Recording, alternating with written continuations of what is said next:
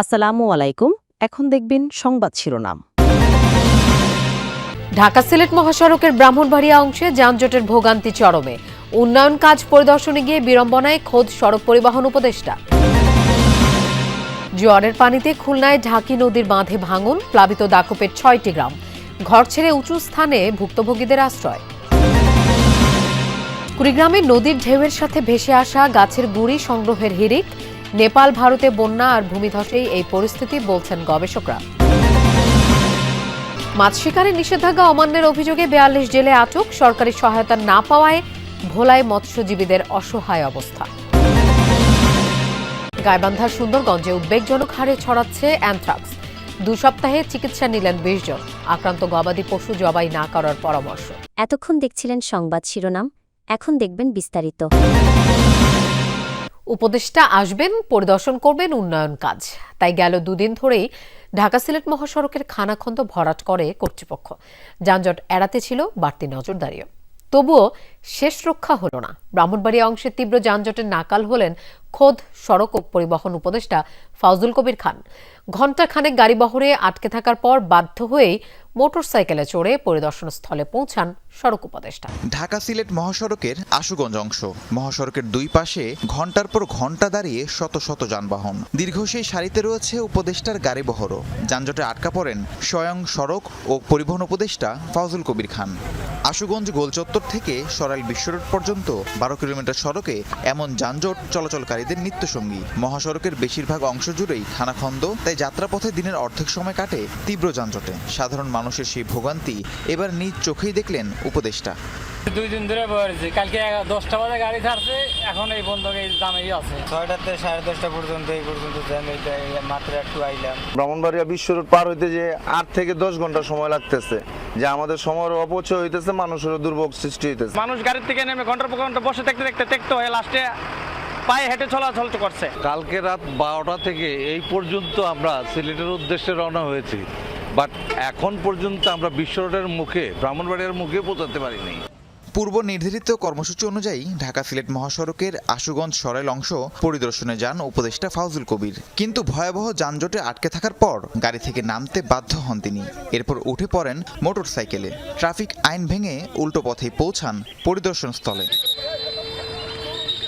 পরিদর্শন শেষে যানজটের কারণ হিসেবে ট্রাফিক ব্যবস্থাকে দুষলেন ফাউজুল কবির। জনদুর্ভোগ কমাতে দ্রুত প্রকল্পের কাজ শেষ করার আশ্বাস দেন তিনি। একই সাথে প্রকল্পের 12 কর্মকর্তাকে সার্বক্ষণিক সরাইল বিশ্বরোড অস্থায়ী কার্যালয়ে থাকার নির্দেশনাও দেন উপদেষ্টা।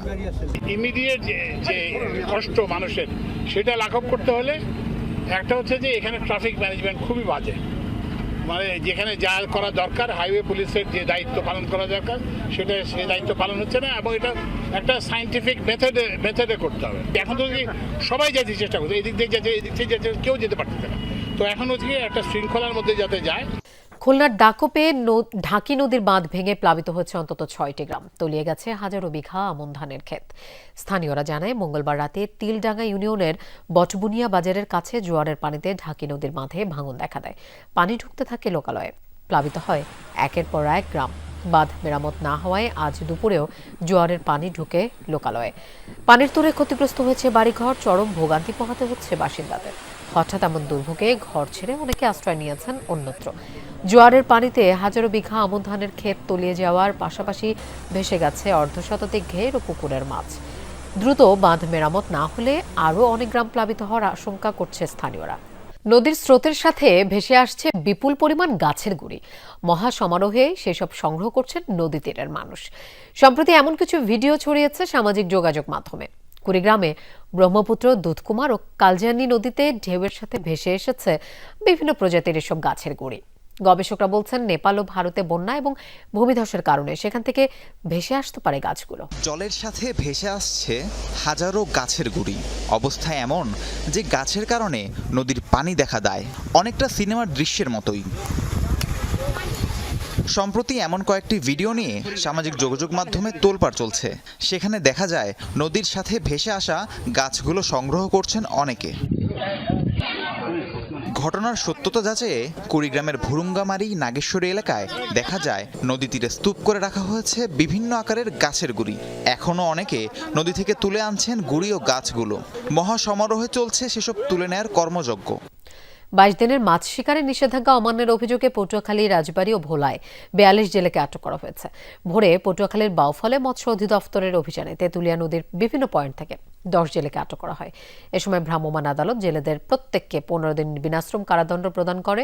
মঙ্গলবার বিকেল থেকে রাজবাড়ীর পদ্মা নদীতে ইলিশ মাছ ধরার দায়ে আটক হয়েছে 12 জেলে।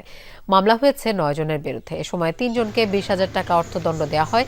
এছাড়া ভোলার মেঘনা নদী থেকে গত 4 দিনে আটক হয়েছে আরও 20 জন। নিষেধাজ্ঞার ব্যাপারে প্রশাসন জেলে পল্লীতে লিফলেট বিতরণ ও মাইকিং করেছে। 5ম দিনের মতো চলছে অভিযান। এদিকে বরিশালে আড়িয়ালখা আর কীর্তনখোলা নদীতে অভিযান চালিয়ে বিপুল পরিমাণ মাছ ধরার জাল জব্দ করেছে নৌবাহিনী। সকাল থেকে কীর্তনখোলায় অভিযান চালায় নৌবাহিনীর জাহাজ পদ্মা। পরে নৌবাহিনীর একাধিক টিম স্পিডবোট নিয়ে আশপাশের নদীতেও অভিযান চালায়। এ সময় সরকারি নিষেধাজ্ঞা অমান্য করে মাছ শিকার করা জেলেদের ধাওয়া করে নৌবাহিনী। অসাধু জেলেরা পালিয়ে গেলেও জব্দ করা হয় মাছ ধরার জাল। 25 অক্টোবর পর্যন্ত অভিযান চলবে বলে জানায় নৌবাহিনীর সদস্যরা। মা ইলিশ রক্ষায় 9 জেলায় নৌবাহিনীর 17টি জাহাজ দায়িত্ব পালন করছে বলেও জানান কর্মকর্তারা। ইলিশের প্রধান প্রজনন মৌসুম হওয়ায় ভোলার মেঘনা ও তেঁতুলিয়া নদীতে মাছ শিকারে 22 দিনের নিষেধাজ্ঞা চলছে। কয়েকদিন পার হলেও মাত্র কয়েকটি ইউনিয়নে পৌঁছেছে খাদ্য সহায়তার চাল। ফলে মানবেতর দিন কাটছে জেলেদের। প্রতি বছর নিষেধাজ্ঞা দেওয়ার অন্তত কয়েকদিন আগে চাল বিতরণের দাবি তাদের।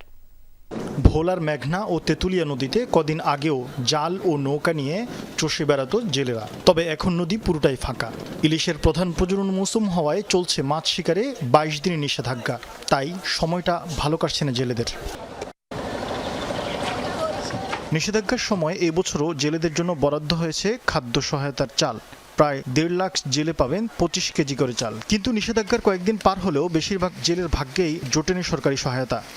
অভিযান গেছে আজকে কতদিন, এর পর্যন্ত আমরা চাল টাল কিছুই তো পাইতেছি না, তাহলে আমরা খামু কি দিয়ে? সরকার আমাদের অভিযান দিছে, এই পর্যন্ত কি আমাদের কিছু দেয় না। চাল পাত দিল তো আমাদের কি সহযোগিতা হইতো, আমাকে ভালো হইতো। জাল কেনার জন্য অনেকেই নিয়েছিলেন কিস্তি। জেলা টাস্ক ফোর্স কমিটিতে সিদ্ধান্ত হয়েছিল নিষেধাজ্ঞার সময় জেলেদের কাছ থেকে বন্ধ থাকবে কিস্তি আদায়। তবে মানছে না এনজিওগুলো। বাধ্য হয়ে ধার দেনা করেই দিতে হচ্ছে কিস্তির টাকা। আমরা জালিয়ারা অনেক দেনা, লক্ষ লক্ষ টাকা দেন হয়ে মানে বইয়া রয়েছি। আমাকে চলতে একটু কষ্ট হয়ে যায় আর কি। ঋণগ্রস্ত আছি তো, কিস্তি মিস্তি আছে, পোলা খরচ মরচ সংসার ছাড়াইতে আমাকে একটু খুবই কষ্ট হয়ে যাইতে আছে। কিস্তি আছে, আপনার এনজিও যে লোন আছে এটি বন্ধ করে না, এতে আমরা কামাই নেই রুজি নেই, আমরা এটি দিমু করতেন। জেলেদের দাবি এবছর 9 দিন আগেই দেয়া হয়েছে নিষেধাজ্ঞা। ফলে জমাতে পারেননি টাকা। প্রতিদিনের খাদ্যের জোগান নিয়ে পড়ছেন দুশ্চিন্তায়। অভিযান দিয়ে সরকার আমরা অভিযান মানি, কিন্তু আপনার মাছের পেটে এখনো ডিমই আইনি। আর গত বছরের এবার 9 দিন আগে অভিযান দেয়া লাগছে। যদি অভিযানের 2 দিন আগে চাউলটা দেয় তাহলে আমাদের লিগে খুব ভালো হয়। আর নদীর যাওয়ার আমাকে আকর্ষণটা থাকে না। আর মনে করেন যদি আমরা উয়াস থাকি তাহলে আমাকে হিসাবে আমরা উয়াস থাকা প্লান চাইলে থাকা সম্ভব না, তাহলে আমরা নদীর যাইতে হয়।